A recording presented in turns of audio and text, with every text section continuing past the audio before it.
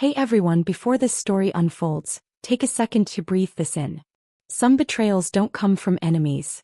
They come from the people who raised you, fed you, and taught you how to say the word family. If you believe stories of quiet revenge, emotional justice, and a woman who rebuilt herself without asking permission are worth hearing, then like, subscribe, and stay with me until the end. Welcome to Black Queen Dominion, where silence speaks louder than screams and patience always wins. This story begins long before the wedding aisle, before the white dress, before the carefully curated smiles meant to hide years of abandonment. It began in a house where love was rationed, not shared. From the outside, the family looked respectable, even admirable. Two parents who spoke often about sacrifice, unity, and fairness. Two daughters raised under the same roof, fed at the same table, and yet treated as if born into different worlds. The older sister was the sun. Everything revolved around her. Her achievements were celebrated loudly, her mistakes softened and explained away. She was praised for mediocrity and rewarded for effort before results ever appeared. Her dreams were family dreams. Her desires became household priorities. Every milestone in her life was framed as a collective victory, something everyone was expected to cheer for with enthusiasm and pride. The younger daughter existed in the shadow of that light, learning early that silence was safer than protest. She learned that asking for too much affection made her needy, that expressing disappointment made her ungrateful, and that independence was not praised but expected. She was told she was strong whenever she needed comfort, and called selfish whenever she needed help. Love for her came with conditions, and those conditions shifted constantly. As the years passed, the pattern solidified. When resources were limited, they flowed toward the favored child. When attention was scarce, it followed the same path. School events, graduations, birthdays, even illnesses revealed the same truth again and again. One daughter was chosen. The other was expected to understand. Understanding became a survival skill. The younger daughter stopped explaining herself. She stopped competing for approval that never came. Instead, she worked quietly, building a life in pieces that no one noticed because no one was looking. She learned discipline instead of entitlement. She learned patience instead of praise. And most importantly, she learned how to exist without expecting support. The parents framed their choices as fairness. They claimed the older sister needed more help, more guidance, more protection. They spoke as if burdened by responsibility, as if their favoritism was a sacrifice rather than a preference. When confronted by subtle hints of imbalance, they responded with guilt, deflection, or silence. Conversations ended before they began. Feelings were dismissed as exaggerations. The younger daughter was always told she was imagining things. Then adulthood arrived, and with it the illusion of change. The younger daughter moved out, found her footing, and slowly built a life that belonged entirely to her. She didn't announce her progress. She didn't seek validation. She simply grew. Career steps turned into stability. Stability turned into independence. Independence turned into confidence that didn't need to be explained or justified. Meanwhile, the family dynamic remained frozen in time. The older sister's life continued to absorb family resources, emotional energy, and financial support. Every challenge she faced became a family emergency. Every success she achieved was amplified as proof that the parents had done everything right. The younger daughter watched from a distance, no longer surprised, only observant. Then came the engagement. Not her sister's but hers. The announcement was simple, understated, and intentionally low-key. There was no dramatic reveal, no demand for attention. Just a quiet sharing of news that should have brought joy, unity, and reflection. Instead, it triggered something else entirely. The parents reacted with polite approval rather than excitement. Their questions were logistical, not emotional. They asked about costs before asking about feelings. They discussed inconvenience before offering congratulations. The older sister's reaction was even more telling, framed in comparisons and subtle dismissals disguised as concern. The wedding planning process exposed the truth in ways words never could. Support was promised vaguely and delivered selectively. Suggestions came with control attached. Financial help was discussed endlessly but never finalized. Meanwhile, the older sister's needs continued to be met effortlessly, even during the same period. The final blow came quietly, without shouting or drama. A decision made behind closed doors, justified with familiar excuses. The parents chose to prioritize the older sister's situation over their younger daughter's wedding. Time, money, emotional presence, all redirected once again. They framed it as temporary, unavoidable, and reasonable. They expected understanding. They expected silence. What they didn't expect was distance.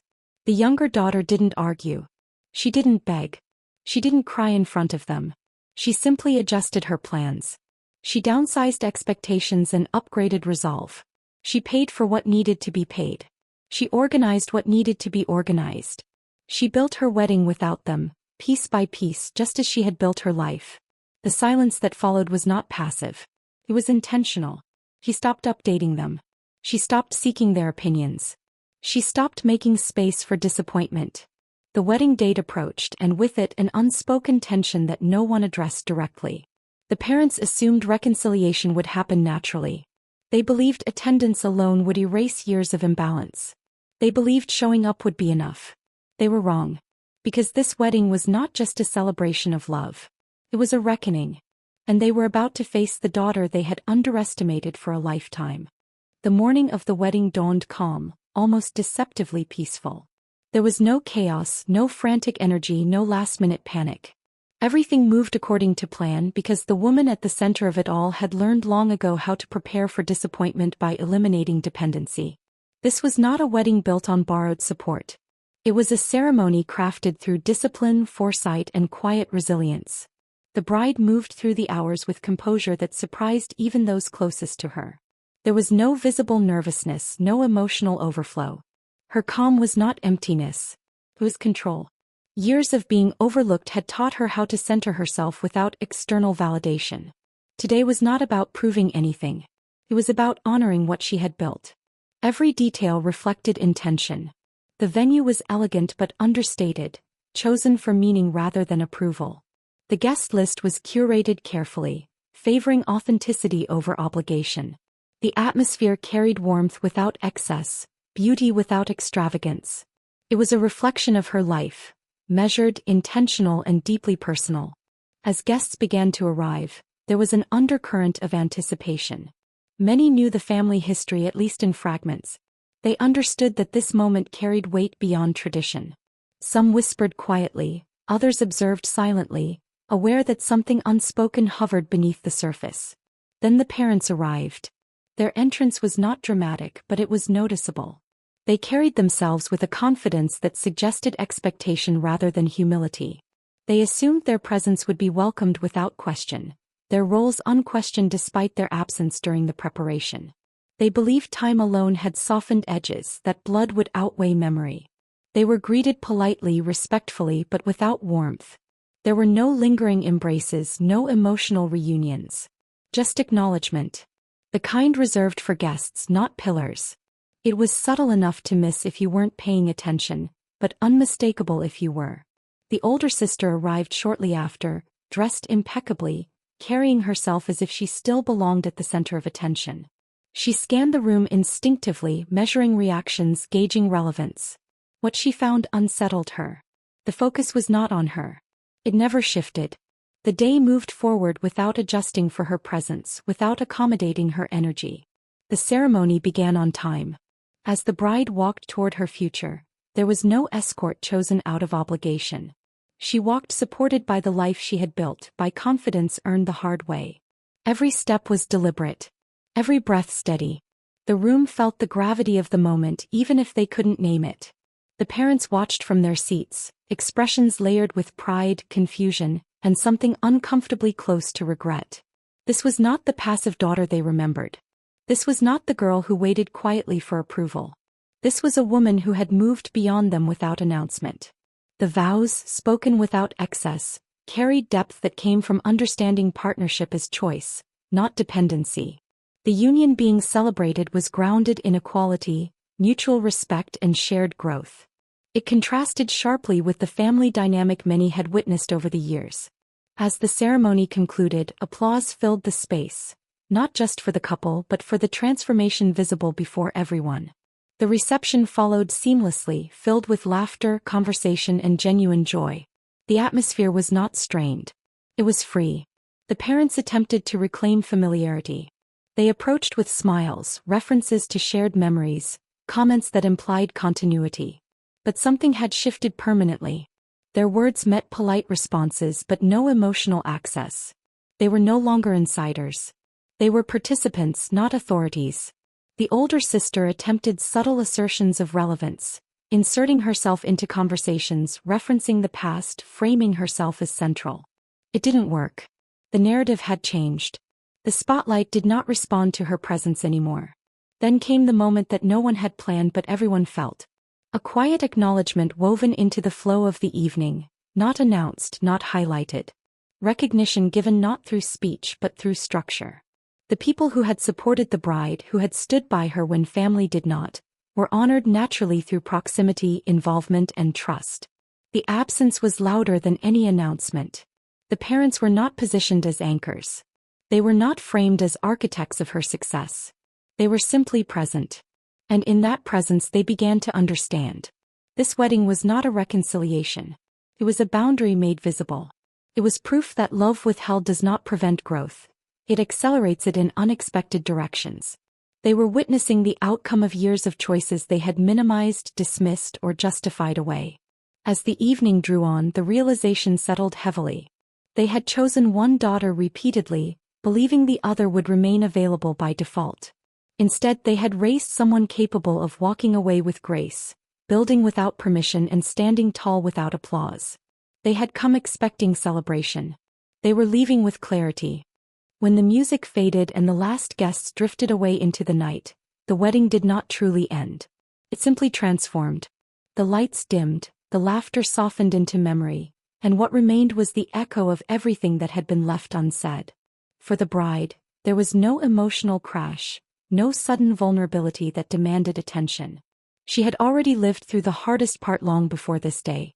What followed felt lighter, calmer, almost inevitable. The days after the wedding moved forward smoothly. Life resumed its rhythm, but something fundamental had shifted beneath the surface. The bride stepped fully into her new chapter, not as a daughter trying to be seen, but as a woman who had finally stopped looking back. Her marriage became a continuation of growth rather than a rescue from loneliness. It was built on partnership, not replacement. For the parents, however, the silence was deafening. They returned to their home carrying the weight of realization they could no longer avoid. The wedding replayed in their minds, not as a joyful milestone, but as a mirror reflecting years of decisions they had excused too easily. They noticed details they had missed in the moment. The distance in her eyes, the absence of emotional dependence, the way she moved through the room without seeking them out. They had assumed time would always be on their side.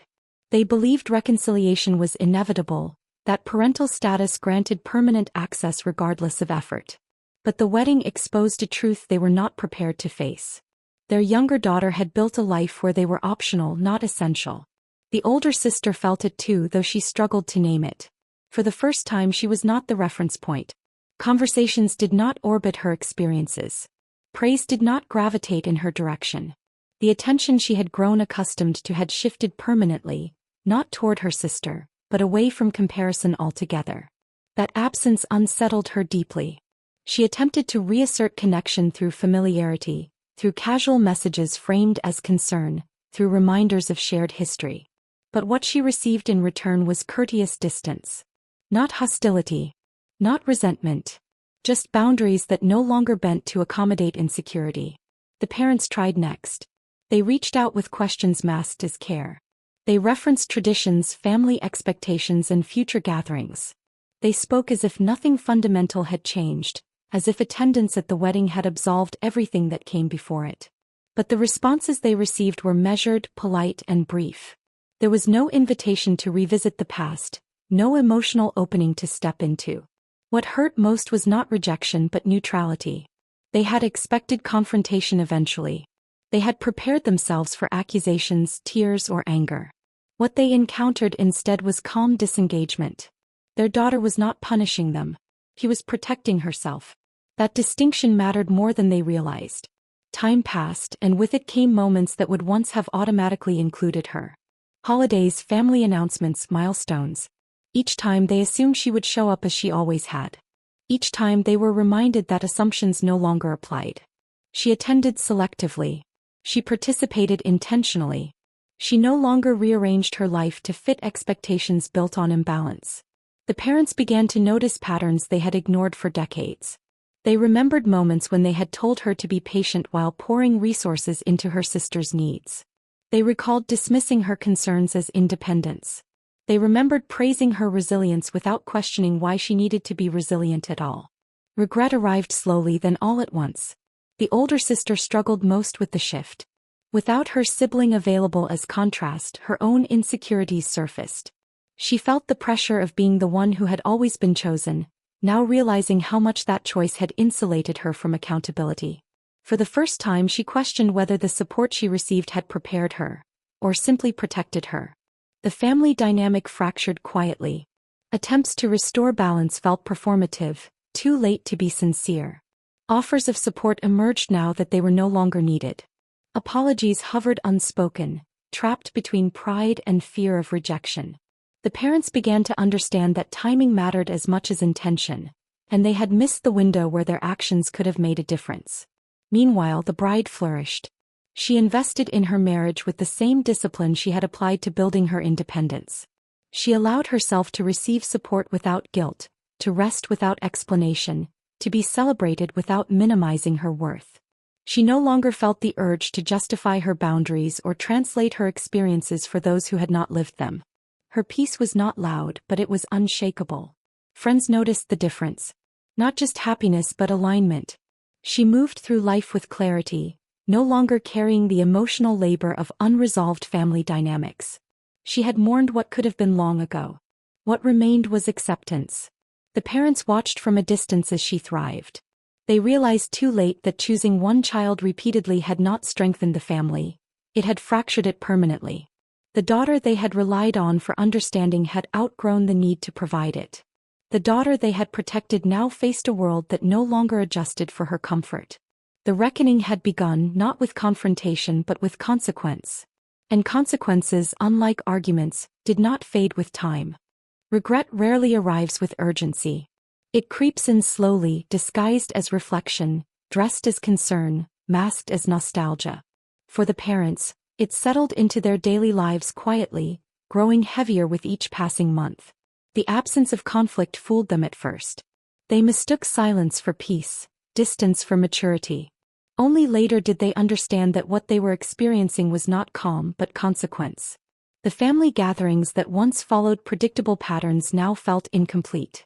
The space their younger daughter used to occupy remained physically available but emotionally unreachable. Her presence, when it appeared, was controlled and intentional.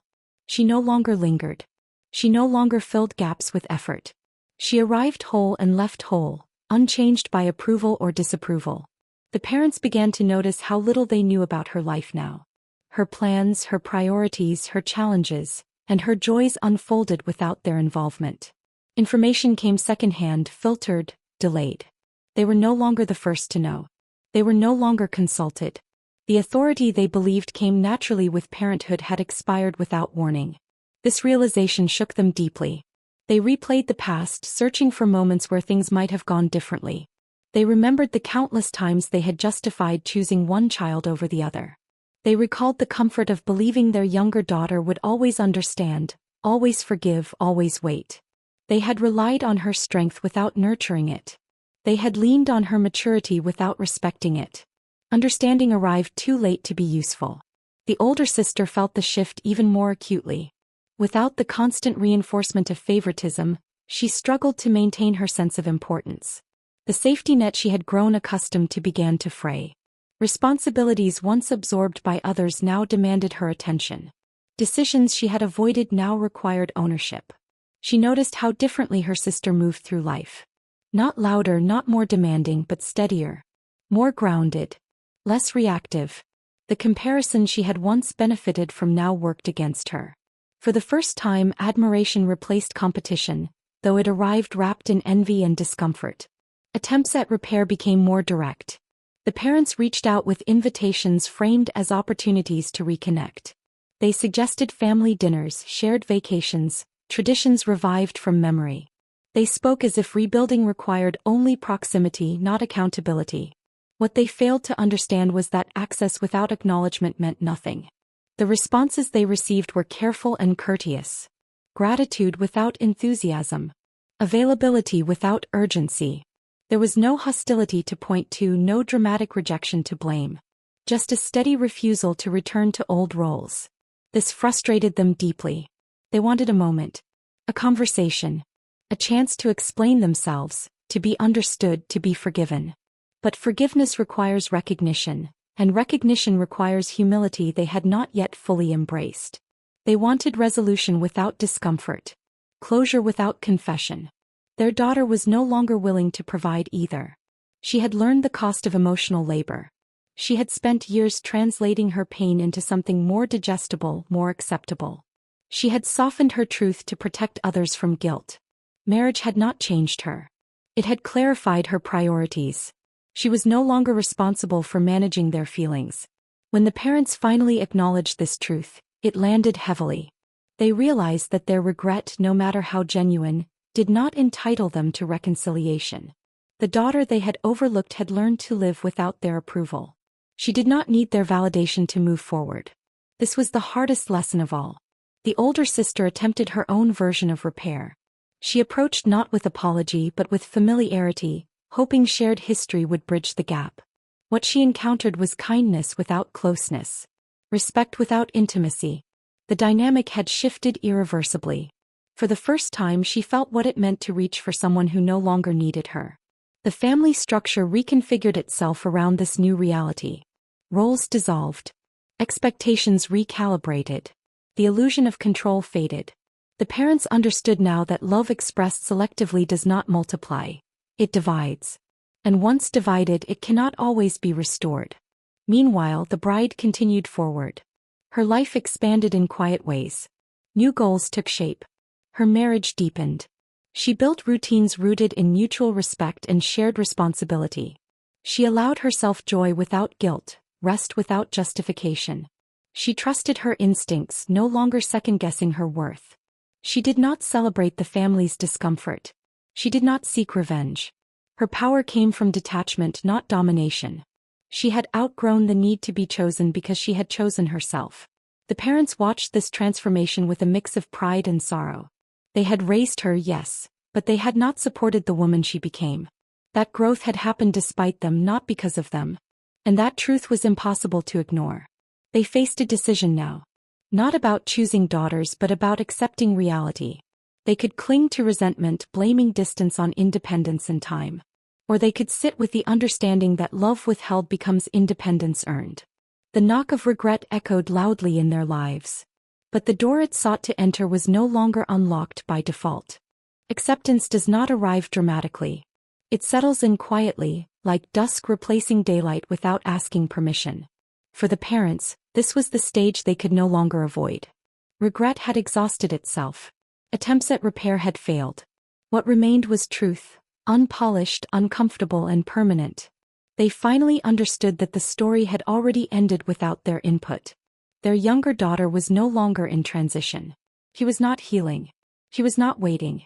She had arrived at a place where her past no longer dictated her present. The imbalance that once defined her childhood had lost its power because she had stopped measuring herself against it. This realization forced the parents to confront something deeper than favoritism. They confronted fear. Fear that love had been treated like a limited resource. Fear that choosing one child repeatedly would weaken the other, when in reality, it had strengthened her beyond reach. Fear that authority without empathy eventually collapses. They had mistaken obedience for connection. In the months that followed, they stopped pushing. They stopped expecting. They adjusted to the reality of being peripheral figures in a life they once assumed they would anchor. Invitations became rare and genuine rather than obligatory. Conversations, when they happened, were respectful and brief. There were no attempts to rewrite history. And for the first time, that honesty brought a strange peace. The older sister changed too, though more slowly. Stripped of constant validation, she faced the challenge of self-definition. Without comparison to rely on, she had to evaluate her own progress honestly. The realization was uncomfortable but necessary. For the first time, she saw her sibling not as competition, not as contrast, but as someone who had survived what she herself had been shielded from. That understanding did not erase the past, but it reshaped the future. The bride, now fully settled into her new life, felt no triumph in this outcome. There was no satisfaction in distance. There was simply clarity. She had learned that being unchosen had forced her to choose herself earlier, more decisively, and more completely than she otherwise might have. What once felt like rejection had become redirection. She no longer replayed memories looking for injustice. She no longer wondered what she could have done differently. The questions that once haunted her had lost their urgency. She understood now that love given conditionally teaches discernment. Support withheld teaches self-reliance. Silence teaches self-trust. Her wedding had not been the beginning of revenge. It had been the end of permission. She allowed her parents space in her life that matched the effort they were capable of giving. No more, no less. She allowed her sister kindness without sacrifice. She allowed herself peace without apology. This balance did not come from bitterness. It came from growth. The family narrative shifted quietly in the eyes of those who observed it. Friends, relatives, and acquaintances noticed the difference. They saw a woman who had stepped into her power without announcing it, who had rewritten her role without confrontation, who had drawn boundaries so cleanly they looked like maturity rather than resistance. Her strength did not come from proving anyone wrong. It came from no longer needing to prove anything at all. The parents, now fully aware of what they had lost, carried that lesson forward. Not as punishment but as truth. They learned that children do not remain available forever. That love delayed is not love preserved. That apologies matter less than timing and intentions matter less than patterns. They had chosen one daughter over the other for years. In doing so, they had created a woman who no longer needed to be chosen. And that was the greatest irony of all. The story did not end with reconciliation or dramatic closure. It ended with alignment. With roles adjusted to reality. With expectations replaced by respect. With silence that no longer hurt because it was no longer filled with hope. This was not a story about revenge. It was a story about power. The power of stepping away without slamming doors. The power of building quietly. The power of loving without erasing yourself. And most of all, the power of understanding that sometimes, being unchosen is exactly what teaches you how to choose yourself. Welcome to Black Queen Dominion, where growth is the loudest response and peace is the final victory.